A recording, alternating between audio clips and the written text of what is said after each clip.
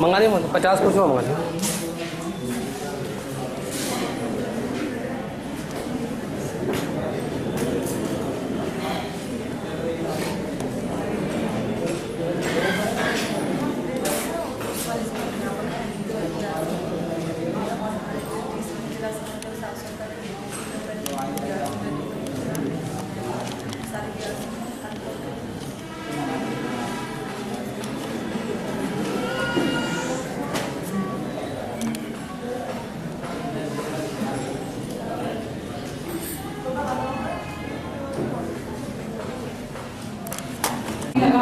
अब शुरू हुई मूवी तो उसका आप ये नहीं कि कम से कम अपने अध्यापक को सम्मान दें।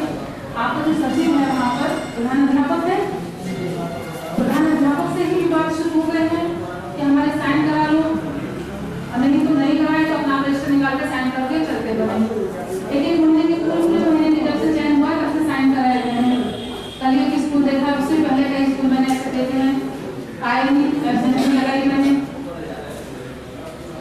तो ये स्थिति आप लोग अपने पैरों पर कुल्हाड़ी मारने की स्थिति है। कोई समस्या है, उस समस्या में सब कुछ आपको समाधान करने के लिए बैठे ही है सब लोग, और आपके साथ कोई समस्या है, कोई दिक्कत है, उसके लिए तो हर कोई सहयोग करता है। लेकिन आप खुद एक समस्या बन जाए, समस्या बना ले, वो कहाँ पर शुरू है। देखा ये जा रहा है कि आप लोग विद्यालय में आए, साइन करके चले गए। चलो ये एक बात मानते हैं कि आप लोगों को जानकारी नहीं कि हमें करना क्या है, लेकिन क्या हमारा खुद भी तो अपना एक कॉमन सेंस है कि हम स्कूल जैसी जगह में आए हैं जहाँ से हम भी पढ़ के निकले हैं। आप लोग भी पढ़े होंगे बेसिक स्कूल में, बहुत कम होंगे आप में से गारंटी के साथ कह सकते हो कि जो कॉन्वेंट स्कूल में पढ़े होंगे। मैं खुद बेसिक स्कूल से पढ़ी हुई हूँ, मेरी आगे तक की पूरी शिक्षा बेसिक स्कूल से ही है, और आगे इस विभाग में अधिकारी हूँ, मैं शिक्षा अधिकारी। तो अब आप जब उस स्कूल में कदम रखते हैं, केवल उपस्थिति दर्ज करने के लिए कदम मत रखिए, वहाँ कम से कम 1 घंटा स्कूल के बच्चों को पढ़ा के दीजिए। अपनी उस शैक्षिक योग्यता का इस्तेमाल आप कीजिए। आपका देखिए कितना पॉजिटिव प्रभाव पड़ेगा स्कूल के बच्चों पर भी, अध्यापक पर भी, पूरी समिति पर भी, पूरे गांव पर भी। हमारे स्कूलों में अध्यापकों की कमी है, और जो है अध्यापक किसी मीटिंग में जा रहे हैं, प्रशिक्षण में जा रहे हैं, अब इसमें चुनाव का काम चल रहा है, वो किसी हैं। उन्हें अगर आप 1 घंटा भी सहयोग कर देते हैं तो आपका कुछ जाएगा नहीं, और आपका बढ़ेगा ही बढ़ेगा। वो आपकी छवि बहुत अच्छी होगी, इससे आपकी मेहनत दिखाई देगी, इससे पता चलेगा कि काम के कौन है। काम के तो सभी हैं, लेकिन तभी पता चलेगा ना कि हाँ इसमें कितने लोग ऐसे हैं जिनसे हाँ आगे तक काम किया जा सकता है, और ज़्यादा महत्वपूर्ण जिम्मेदारी सौंपी जा सकती है। जैसे कि आप जैसे उदाहरण के तौर पर मैं बता रही हूँ, जैसे लोकसभा चुनाव इस समय चल रहे हैं, तो क्या सभी को सेक्टर मजिस्ट्रेट बना दिया जाएगा? कई लोगों को चुनाव की जिम्मेदारी दी गई है, क्या सभी को जो है प्रशिक्षण देने का अधिकारी बना दिया जाएगा? जो बीएलओ है, पीठासीन है, उनको प्रशिक्षण देने का अधिकारी बना दिया जाएगा सभी को? अधिकारी तो सभी हैं, केवल उन्हीं को ही बनाया जाता है जो ज़्यादा योग्य है, जो ज़्यादा अनुभवी है, जो उस काम को कर सकते हैं, जिनके अंदर अभिव्यक्ति की क्षमता है। जिसके अंदर अभिव्यक्ति की क्षमता ही नहीं है, वो क्या प्रशिक्षण देगा, क्या आपसे वार्तालाप करेगा? कोई बात कही जाए वो आपके समझ में आ जाए, ये अभिव्यक्ति की क्षमता और ग्रहण करने की क्षमता दोनों ही होनी चाहिए। तो हर एक की योग्यता को देख करके जो उसको वो काम इस चुनाव में सौंपे गए हैं। ऐसे ही आप लोग जो इतना ह्यूमन पावर हमारी इकट्ठी हुई है, तो आप लोगों के आगे आने वाले समय बहुत सारे काम सौंपे जाएंगे, और आप में से कुछ को उनकी योग्यता के आधार पर और ज्यादा जिम्मेदारी दी जाएंगी। तो क्या आप नहीं चाहते कि अपनी ऐसी जिम्मेदारी उठाए हम? अगर नहीं उठाएंगे, केवल आए और साइन करके चले गए, तो आप अपने पैरों पर कुल्हाड़ी मारेंगे, निश्चित रूप से ही तय। आप जैसे आज हमारे शिक्षा मित्र हैं, आप लोगों ने देखा उन्होंने कितने सारे काम किए, उन्होंने कितना संघर्ष किया, और आज वो अध्यापक बनने की कगार पर। उनका संघर्ष, उनकी मेहनत, उनकी लगन है, और हमारे विद्यालयों का सहयोग है, तभी तो उन्हें और ज्यादा अच्छा पद मिल रहा है, और भी ज्यादा उनकी तरक्की हो रही है, प्रमोशन हो रहा है तरीके से। तो ऐसे भविष्य में आपके लिए सरकार ऐसी कोई योजना बना सकती है जिससे आप लोगों को निश्चित रूप से फायदा पहुंचेगा। लेकिन अगर ऐसे ही शुरू से आप लोगों ने ये हाल रखा, ये ढंगा बनाए रखा, तो मुझे नहीं लगता कि आप आगे तक जा पाएंगे। तो मेरा आपसे निवेदन है कि आप लोग अपनी योग्यता का कम से कम अपनी क्षमता में चोरी मत कीजिए। जितना जितना आप दे सकते हो विद्यालय को उतना दीजिए। आपको जो निरक्षित व्यक्ति मिलेंगे, जब आप लोगों को कार्य सौंपा जाएगा, अभी तो उनको कार्य भी सौंपा नहीं गया, लेकिन आप आए, उपस्थिति दर्ज करें, आधा 1 घंटा हमारे विद्यालय को सहयोग दें। इतना काम आप कीजिए, मेरा आपसे यही कहना है। और जब भी आपको जो भी कार्य सौंपा जाए उसकी बकायदा प्रॉपर मॉनिटरिंग करिए।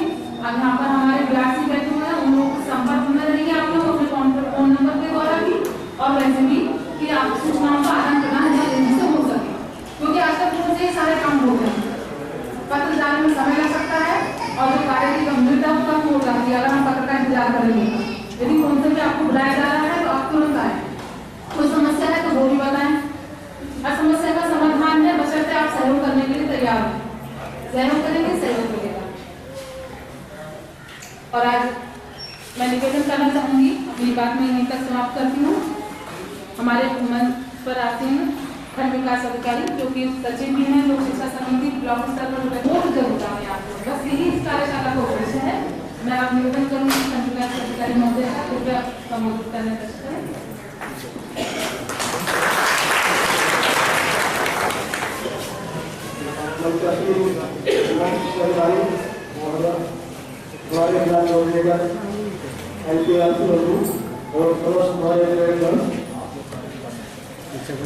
आज की बैठक का मुख्य उद्देश्य मतदाता जागरूकता अपनाते हुए मतदान प्रतिशत करने की ओर एक ये अभियान चलाया जा रहा है। में आप लोगों की भूमिका कि आप ग्रामीण परिवेश में आर्थिक छोट पर रहते हैं। अब मैं संचालन की जिम्मेदारी श्री जयदीप साहब को सौंपना चाहूंगी, क्योंकि उनसे संचालन, उनके जैसा संचालन मुझे नहीं लगता कि मैं कर पाऊंगी।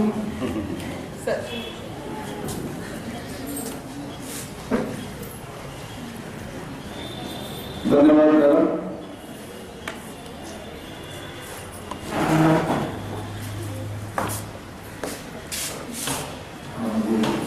आज जो हम यहाँ इकट्ठे हुए हैं, ये मतदाता शिक्षा की कार्यशाला है, स्वीप जिसका नाम दिया गया है। मतदाताओं को जागरूक करने के लिए आप लोगों की एक कार्यशाला रखी गई है। आपको तो हम जागरूक मानते ही, या इलेक्शन कमीशन आपको तो जागरूक मानता है। आपको ये काम दिया जाएगा कि आप अपने क्षेत्र में, अपने गली मोहल्ले में, अपने आसपास के लोगों को, अपने परिवार के लोगों को जागरूक करें कि हर चुनाव में अपने मत का प्रयोग अवश्य करें। अभी तो हमारे सामने 17 अप्रैल का ये आम चुनाव, जो सबसे बड़ा चुनाव है, जिसमें लोकसभा के प्रतिनिधि को चुनकर यहाँ से आप भेजें। 18 साल की आयु पूरी होने के पश्चात आपको अपना मत देने का अधिकार मिलता है। उस अधिकार को अगर हम प्रयोग ना करें तो कभी पूरे 5 साल तक अफसोस रहता है कि हम ये अपना वोट दे देते हैं, उनका रिजल्ट कुछ और होगा। आमतौर पर क्या होता है कि इलेक्शन के दिन सभा प्रतिष्ठान बंद रहते हैं, दुकानें बंद रहती हैं, छुट्टी होती है, और जो पढ़े लिखे लोग हैं वो भी अपने घरों में छुट्टी मनाते हैं। जैसे प्रोग्राम रख लेते हैं कि जो अपने अवसर में लोग लाए दावत की एक शाम हो जाती है, लेकिन वोट देने पर ध्यान नहीं देते। विशेष रूप से हमारी माताएं और बहनें जो घर के काम में घिरी रहती हैं, वो वोट डालने से परहेज करती हैं। आमतौर से देखा गया है, ग्रामीण क्षेत्र में तो फिर भी परसेंटेज बढ़ता है, शहरी क्षेत्र में तो ये परसेंटेज और भी कम है। पुरुषों का परसेंटेज ज्यादा है, महिलाओं का परसेंटेज हर बार दूर पर कम रहता है। हमें ये बताना है कि आप अपने मन का प्रयोग जरूर करें। किसको वोट देना है ये तो आप अपने विवेक से, इससे हमारा कोई मतलब नहीं, हमें बिल्कुल नहीं बताना है कि किसको वोट देना है, किसको नहीं देना, लेकिन वोट जरूर देना है। अगर मान लीजिए हमें कोई उम्मीदवार पसंद नहीं है तो उसका भी बटन कर दिया है, एक वोटा का बटन है, आप किसी को पसंद नहीं करते, वो बटन दबा दीजिए, आपको संतुष्टि मिलेगी कि हाँ हमने अपने वोट का प्रयोग किया। शायद आपको मालूम भी हो, ये तो इंडिया है, कुछ मुल्क ऐसे भी हैं जहां वोट डालना आप वोट का प्रयोग नहीं करेंगे तो आपको जुर्माना है और जबरदस्ती आपको वोट का प्रयोग कराया जाएगा। यानी आपकी एक ड्यूटी है, उस ड्यूटी को पूरा कराने के लिए वो बल प्रयोग करेंगे। आप कहते हैं कि अगर हमने वोट नहीं डाला तब आप लोग कहने वाला तो नहीं, लेकिन हमारा मॉडल क्या कहता है, हमारा मन क्या कहता है, जब हम वोटर बने हैं, इस देश के नागरिक हैं, हमें एक मौका मिला है, हम अपने क्षेत्र के एक प्रतिनिधि को चुनकर संसद में भेज रहे हैं जिसे पूरे क्षेत्र का विकास करना है, तो फिर हमें अपना मत का प्रयोग जरूर करना चाहिए कि हाँ हमारी नजर में अमुक व्यक्ति जो है हमारे क्षेत्र का विकास करता है तो हम उसको वोट देंगे। खाली उस दिन को एंटरटेन करने के लिए, घर पर टीवी देखने के लिए उपयोग ना करें। वो जो दिन 17 अप्रैल का है सुबह से शाम तक जब भी आपको मौका मिले, जब भी आपको सुविधा हो, अपने वोट का प्रयोग जरूर करेंगे। उसके लिए छोटी छोटी चीजों का आपको ज्ञान होना चाहिए, आपको मालूम होना चाहिए कि आपका वोट कौन सी। V का मतलब है वोटर, मतदाता। E का मतलब है एजुकेशन, शिक्षा। और दूसरा E है, उसका मतलब है, उसका अर्थ है इलेक्ट्रॉल, माने फुल फॉर्म इलेक्ट्रॉल। और P का मतलब है participation, systematic voters education and electoral participation. सुव्यवस्थित मतदाता शिक्षा एवं निर्वाचक सहभागिता। सुव्यवस्थित के मतलब यह हुआ कि चुनाव आयोग द्वारा एक हमें गाइडलाइन दिया गया है, उसी के आधार पर उसी के अनुसार हमें सुनियोजित तरीके से, पूर्व निर्धारित तरीके से सभी वोटर्स को जागरूक करना है, प्रेरित करना है। यहाँ सही हैं, जागरूक लोग हैं, लेकिन जो यहाँ बात बताया जाएगा उसको आपको फॉरवर्ड करना है। कहाँ फॉरवर्ड करना है? मतदाताओं के बीच में जाकर फॉरवर्ड करना है कि आपको मतदान जरूर देना है।